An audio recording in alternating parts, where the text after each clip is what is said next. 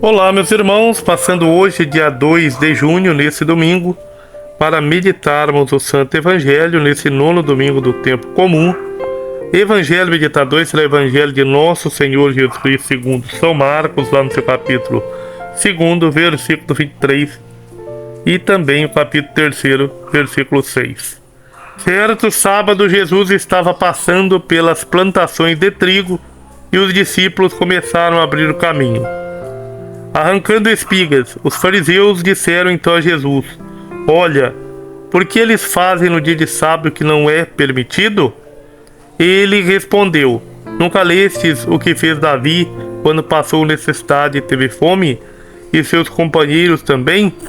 Ele entrou na casa de Deus no tempo de Abiatar, era sumo sacerdote, comeu os pães da oferenda que só os sacerdotes podem comer, e ainda os deu aos seus companheiros. E acrescentou: O sábado foi feito para o homem e não o homem para o sábado. Deste modo, o Filho do Homem é Senhor também do sábado. Outra vez, Jesus entrou na sinagoga e lá estava um homem com a mão seca. E eles observavam se curaria no dia de sábado, a fim de acusá-lo. Jesus disse ao homem de mão seca: Levanta-te, vem para o meio. E perguntou-lhes: Em dia de sábado, o que é permitido fazer? Fazer o bem ou fazer o mal? Salvar uma vida ou matar? Eles ficaram calados, passando sobre eles o olhar irado e entristecido pela dureza de seus corações, disse ao homem: Estende a mão. Ele estendeu a mão, que ficou curada. Saindo daí, imediatamente, os fariseus e os herodianos tomaram a decisão de eliminar Jesus. Meus irmãos, o Evangelho de hoje é esclarecedor para nós. Jesus começou o seu ministério pregando o Evangelho de Deus. Este Evangelho continua a ser pregado no tempo que se completa e no reino que se aproxima. Nesse nono domingo do tempo comum, o Filho do Homem é Senhor também do sábado, primeiro porque Ele é o legislador. Ele que legisla, é Ele que cria as leis, é Ele que deu as leis a Moisés. Então, o Verbo de Deus se encarnou, concluindo o tempo iniciado e iniciando o reino. Os elementos que constituem o novo tempo e o reino vão sendo colocados pouco a pouco, um ao lado do outro. As peças dessa construção são as palavras e as ações de Jesus. Extrema coerência: o que fala vive, o que vive fala. Observando o que ele faz e o que ele diz, vamos aos poucos compreendendo o que significa que o tempo se completou e que o reino de Deus está próximo. É preciso agora sair do legalismo da lei e dar um upgrade, por assim dizer, na nossa fé, no nosso entendimento, e olhar que só o amor compensa. Só a salvação da vida, das nossas almas, do nosso eu por inteiro é que completa. A presença da Trindade em nós e a nossa presença no céu é que vai valer a pena. O restante já passou. A nossa vida e vida nova está em Cristo escondida, a nossa vida só é. É isso que os fariseus, saduceus, herodianos e muitos hoje não compreendem. Jesus é a última palavra do Pai. A vinda de Jesus a este mundo foi por causa do ser humano, por causa do seu pecado. Por isso chamou os seus discípulos para serem pescadores de gente. Ou eu vim para os pecadores, ou eu vim para curar aqueles que estão feridos, machucados. Agora, quem está são não precisa de mim, mas quem é que está são?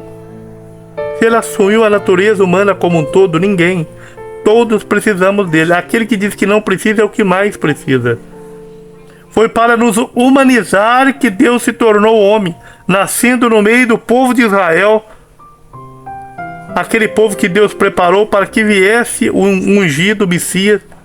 Ele entra na história da humanidade e entra de uma maneira totalmente nova.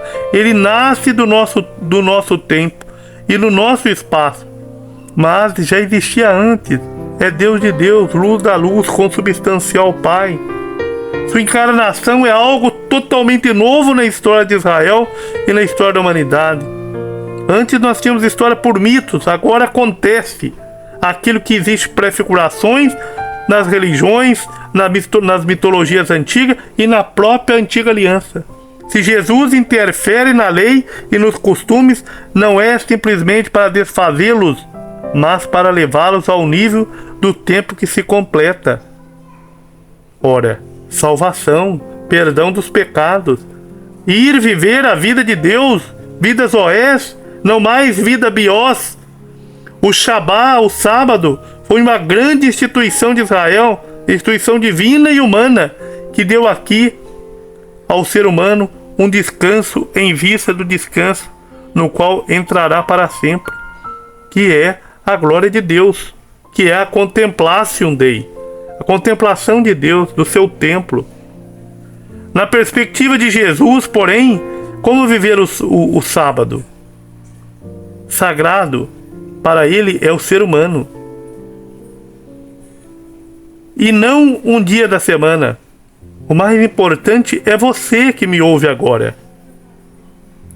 A lei é para manter a sua vida e levá-la à plenitude. Onde está a dificuldade de compreender isso? Não pergunte então se é permitido ou proibido fazer o bem a alguém no dia de sábado. Faça-o. O Shabá é premissa para aquilo que você deve viver todos os dias, o amor e a santidade. Então Jesus inaugura um novo tempo, mas o faz a partir da raiz de Israel. Os primeiros discípulos, todos judeus, estavam habituados a costumes e práticas que vinham de seus antepassados, como, por exemplo, guardar o sábado, o Shabá. Jesus não está preocupado com um dia do calendário, seja sábado, seja terça-feira, segunda, quinta, não importa. Ele está preocupado com o ser humano, criado à imagem e semelhança de Deus, e desorientado em um mundo perdido, já no tempo de Jesus, imagina no nosso.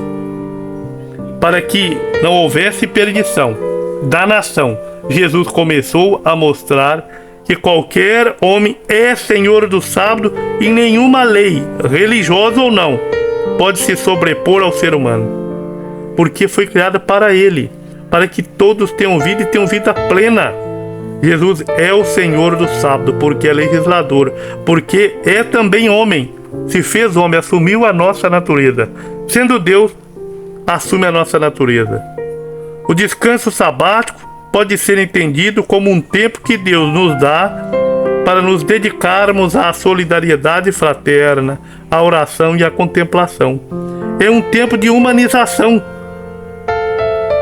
não de legalismo, porque os fariseus herodianos decidiram matar Jesus depois que ele curou a mão seca de um homem.